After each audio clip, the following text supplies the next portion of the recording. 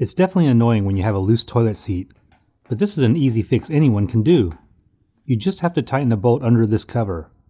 And even if your toilet seat looks slightly different, you can pop it open in a similar way with your finger or a small screwdriver. Inside there'll be a large plastic screw, and underneath you can see how loose this is. To tighten the toilet seat, just secure the plastic nut. You can start by twisting it by hand until you can't turn it anymore.